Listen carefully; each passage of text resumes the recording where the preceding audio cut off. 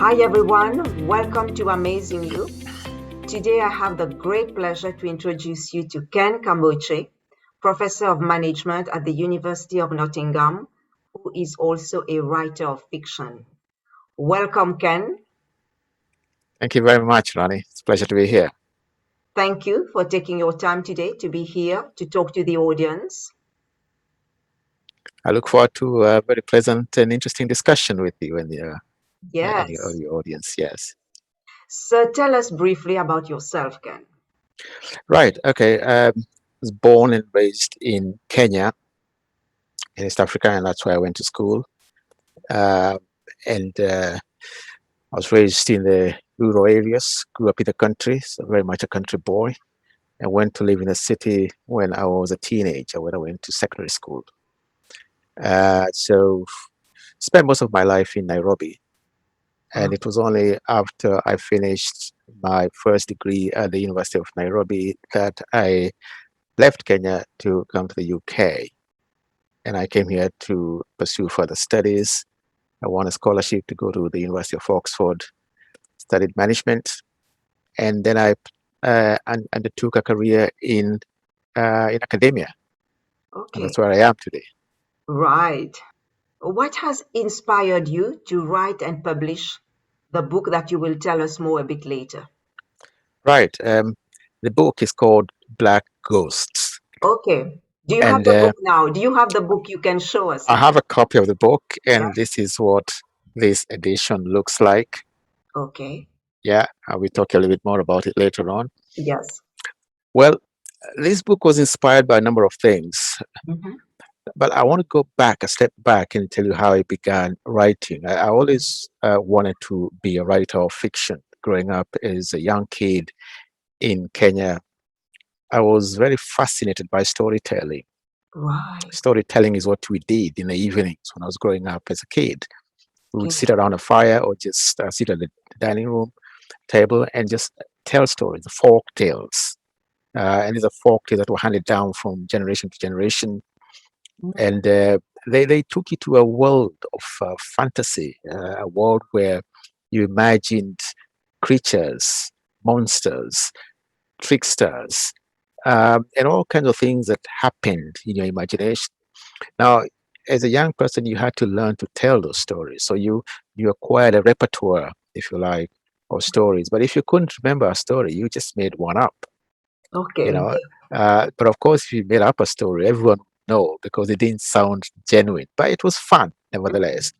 So we would all compete to tell stories, and it's a lot of fun. And then, of course, when you start going to school and you start learning how to read and write, I discovered that I actually wanted to write. I was inspired to put down on paper some of those stories that were in my head. Right. So I always wrote short stories. I attempted a novel when I was in secondary school. Okay.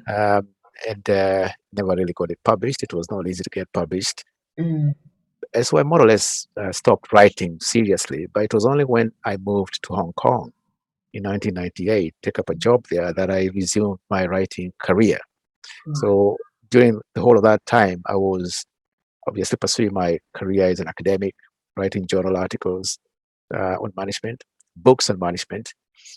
And then I came across these aspiring writers in Hong Kong who talked to me about their dreams and share their stories with me. And that's kind of what inspired me to start writing again. And we were actually able to get our stories published. I, for the first time in my life, was having fiction published in journals and magazines. And we started getting together as a group to write books. So we'd write a book every year, a collection of short stories. And it was during that time when I was living in Hong Kong that I came across Africans who had settled in China. They had gone to study in China and had acquired scholarships from the Chinese authorities. And they had very fascinating stories to tell about their lives in China. At that time, I didn't even know that there were Africans in China. It's a small community, it turned out to be. But they had very fascinating stories to tell, stories about challenges they faced, stories about not being accepted because of the color of their skin, about their difference and how difficult it was to prove to the communities that they were engaging with that were human and that they had dreams and aspirations and careers to pursue. And that's when I started to think, maybe there is a fiction story there that needs to be told. Right, right. So that's how I began writing. It started off as a short story, which I called Random Check. And the story behind Random Check was that I became aware that, every time I went through the customs and, immigration in Hong Kong, not every time, but a lot of the time, they would stop me. Yeah. And when you look around, you see, they're only stopping the black people. They're stopping you to ask you additional questions. Show us your passport. Where are you coming from today? What are you carrying? And then they would let you go. Then he began to think, why are they only stopping the black people? So on occasion, I would challenge them and ask them, yeah, why are you always stopping the black people? They would say, no, it's not black people only. It is just your imagination. We do random check. But I would say to them, how random is this check when it is only the black people? It doesn't make sense. You don't need a PhD in statistics to know that this sampling is not exactly random. Yeah. So that was the short story that I wrote. I called it Random Check. And then later on, it turned into a novel, which I now call Black Ghost. So I suppose you could say that part of the inspiration for Black Ghost is my own experiences at the customs and immigration. Hey, what has been the greatest challenge in your life, Ken? And how did you overcome it? Oh, that's a tough one. There have been many challenges as you go through your life. But I think one challenge I faced was after I finished my first degree at the University of Nairobi. I was always a member of something called ISEC. That's the Association of Students of Accounting, Business, and Economics. And the purpose, I believe they still exist. Their purpose is to find internships for their members in other countries. And because it was so difficult for a Kenyan to actually find an opportunity to travel overseas, I filled in the form and said, it doesn't matter where, I just want to have a chance to go somewhere, because you could choose. You could say, oh, I want to go to Germany, I want to go to Canada, I want to go to, I don't know, Ghana. But I just left it open. I said, anywhere, whatever comes, I'll pick it, because I just want a chance to get out of the country and see a bit of the world. Yeah. So the chance for me that came up was Poland. Now, Poland was communist at the time. So it was a very difficult time just to navigate a culture which was so alien, where you'd go into shops and shops had empty shelves. I couldn't understand that, because this is supposed to be a European country. I was a young kid then. I just stayed out of university. And just explaining to people back in Kenya when I phoned them, when I wrote to them, that don't ask me to send things to you, to buy things for, because there's nothing to buy here. It's a very strange world. But the bigger challenge was actually just fitting into the community. Right. I found that the Polish people didn't speak English. Many of them did speak English. I was fortunate in that I spoke both English and French. So there was always a chance that you might find somebody with whom you could communicate. But there's a big challenge just fitting in at the company that I was supposed to be working at. I didn't speak Polish, so I had to learn Polish. I took a crash course. And in about a month or so, I found I was able to communicate quite effectively. I wasn't exactly fluent, but I was able to function. That was one of the most difficult periods of my life, I think, because you're trying to make sense of the world that you're living in. You're facing overt racism as well, where people would stop you in the street and ask you, Kutura Gojina, which is Polish for what time is it? And then they want to see you looking at the stars or the sun to tell the time, because they believe that's how people in Africa tell the time. But when you look at your watch, they're like, oh, well, that's very strange. He's not supposed to be looking at his watch. So these were very strange experiences for me as a young person. But you learn to cope with them. You learn to be resilient and just get on with the job. And who has been the most influential person in your life, Ken? And what are the 3 qualities that you admire the most in that person? I would say that it isn't just one person, but I would say that my parents have been most influential people in my life. And it's very part of, the things that they taught me, things like being resilient and being independent. I think they sort of sensed that I would end up living abroad. Okay. They kind of sensed that, the world they were raising me in wasn't big enough. So if I say, for example, that, look at those aeroplanes, where are they flying to? I think I would be really interested to know where they're flying to. They would look at me and think, looks like he wants to fly away. and people would make jokes about that. And ultimately, that's what I ended up doing. So they taught me resilience and independence, but they also taught me to be able to stand up for what I believe in. Right. My dad, for example, would never really challenged me about things, opinions that I had. Would have sensible discussions about things, um, and for him it was really important to be true to your beliefs, and don't let people push you around. Stand up for what you believe. It was really important, and I suppose related to that was the idea of pursuing your dreams. Just do what you believe is essential for you to cope and to survive in this world. And I think those have been very important lessons for me. But I think the other thing they taught me is raising me as a Christian and having faith, which I'm afraid I didn't always follow as an adult. But later on, coming back to my faith and realizing that it's important to believe in God and to try and draw some wisdom. I started the day by reading a passage of the Bible and just reflecting on that, before getting on to the day. So, and I think those have been very important values in my life, which I also try to inculcate in my children. Yeah. Yeah, thank you. And what quote has helped you to cope in challenging times, Ken? Quote. Yes. Let me give you a slightly different example. Let me give you an example which is actually much more, I think, significant in my life, Okay. which is the slogan from my school. I went to a Yes. school called Nairobi School, and our slogan, our motto was "To the uttermost, to the uttermost." Okay. And when I was in school, it didn't always make sense. Mm-hmm. But it was only much later that I started to realize that whatever you do, you've got to do it to the best of your ability, Yeah. particularly when you're facing challenges. Mm-hmm. So I think for me, that has been a very important lesson, really. I'm not saying that I always succeed or that I always manage to do so, but there's always that inspiration that when you put your mind to something, be prepared to, deal with the challenges and do it to the best of your ability. That's really the best one that one can do. Yeah, that's great. Thank you. And what would you say, Ken, to encourage people today who are listening, to the audience Mhm. who is listening? Mhm. What would you tell them, to those people who are facing some tough times? I think I would say to them the same thing that my parents said to me, which was about resilience and having faith in yourself, but also recognizing that you're here for a purpose. Yeah. There are times when life, can look very very challenging, very difficult, and of course we have seen in the last nearly 2 years with COVID, Yeah. how economies of the world right across the globe have been brought to their knees. People have lost their jobs, people have lost their livelihoods, their loved ones. Yeah. And sometimes it can be very, very frustrating and very, distressing. Just wondering what is all about, really. Why are we suffering? Why are we going through all of these, disastrous situations?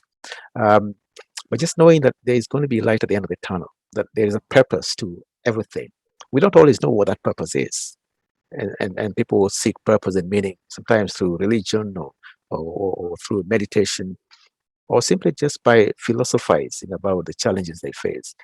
But I would say to anyone who's facing challenges, which is actually most people in the world at the moment, um, just to know that we have a saying where I come from, which translated into English says, "There is no night that never ends." You know, there will be a dawn, and Yeah. we will see a better day. And it's really about hope. Yes. Hope is really important. As a poet said, "Hope springs eternal in the human breast," and we must never lose hope. We should have faith in ourselves, and in whatever else you find meaningful, be it your faith, but also knowing that everything comes to an end. Every bad situation comes to an end, and eventually there is hope, light at the end of the tunnel, and we'll carry on with our lives. When that is, I don't know, but we must always cling to hope and inspire each other. Yeah. Yeah. So now, Ken, tell us briefly about your book and how can Right, people buy a copy of that book? right. Black Ghost, as I said earlier, inspired Yes. by some of my experiences and observations in China. There's a link which I have shared with you, Yes. uh, and that takes you to the publisher. The publisher is called Austin Macaulay. Okay. They're in London. A little bit of a history to this. The very first edition of this book was published by a small firm which which issued it as an ebook years ago. Okay. I then had the book published in Kenya by a publisher who had the rights to the African market. And this year, 2021, I've had the book published by Austin Macaulay in London, and the book is available on their website, but you Okay. can also find it on Amazon Right. and Waterstones and Barnes and Noble and so Okay. forth. Yeah. So that's how you can get the book. Okay. Would you like me to read a couple of pages for your listeners? Yes, you can. What I'll do, I'll take you to the beginning where the main character, his name is Dan Chiponda. He comes from Zimbabwe. Okay. And he's with his friends. He's been living there for about a year or so, fitting and struggling to fit into society. He started dating a local girl, and they've run into some difficulties because she fell pregnant. And Wow. that's really, really dangerous for everybody. Mm. So the following week is the most difficult I've had in China yet. I drink every night, racking my brains for a solution. Alcohol tends to give me a strange clarity. Even through my drunken nights, there's no doubt in my mind that Lai Ying and I love each other. We've been dating forever. We could get married, have the baby, and Lai Ying could resume her studies later. You're a dreamer, Eggman, says Diallo when I confide in him. Get the medical thing done. I know someone we can talk to. Oh, I can't bring myself to murder a baby. Baby, don't be melodramatic. It's just a bunch of cells right now. Living cells, whatever it is, it's alive. I can't. Very well, but have you considered the practical reality? Forget the moral philosophy for a second. How do you expect to explain it to Professor Sheng and the Communist Thought Police? He has a point. This must never get to our coarse head, especially coming as it does so soon after the post-riot regulations to protect women. This is surely the end. And how could I face Professor Sheng in his office after the way he was humiliated? I try to picture the look on my father's face when I show up, bent double with shame, without my degree. And mother, what will she think? Were the prayers and purification rites all in vain? We have to run away. We'll survive somehow. I could team up with Kabinga in business. I still have my job at Wang's Den. Lai can always get a job through her family contacts. They can't all disown her. We'll go far away from here to Huijoy, her father's hometown. There must be some sympathetic relations there. I call her hostel one evening when I'm neither working nor drinking at Wang's Den. The security guard says she's not in. But where could she be? She's always in her room by 9:30 p.m. It's already 10 p.m. I insist on talking to at least one of her classmates. The girl who answers says Lai Ying wasn't feeling very well and had to go to hospital earlier that evening. A lump builds up in my throat. Why didn't she call me? Questions flood my mind, but I can't find my voice. I rush to Diallo's room, but he's not there. Somebody in the lobby tells me he saw him heading off in the direction of Wang's Den. I find him there with Julius and 3 regulars, playing cards and making a huge racket. Diallo is about to urge me to grab a seat when I signal to him and Julius to follow me outside. Is she all right? I don't know. She's in hospital. I have to see her. Don't be silly, Eggman. You can't go there. First, we must establish what happened. I have to see her. I have to know she's all right. Diallo's right. It's too risky for me to be seen there. But the thought of waiting makes my heart race and knees tremble. I don't care if they expel me from the university. I must see her. I'll leave it there for now. Yes, yeah, thank you so much, Ken. It's very interesting already what you've read and what you've shared with us. You're welcome. It's a pleasure. Yeah, thank you for taking the time, Ken, to talk to the audience, and congratulations for your book. Thank you very much. And I wish you continued success to write the 2nd volume. I'll do my best. Thank you very much. And I hope that your listeners will enjoy reading Black Ghosts. Yes. And thank you to everybody listening and watching today. Thank you. And goodbye, Rani. Bye. Bye, Ken. Bye-bye.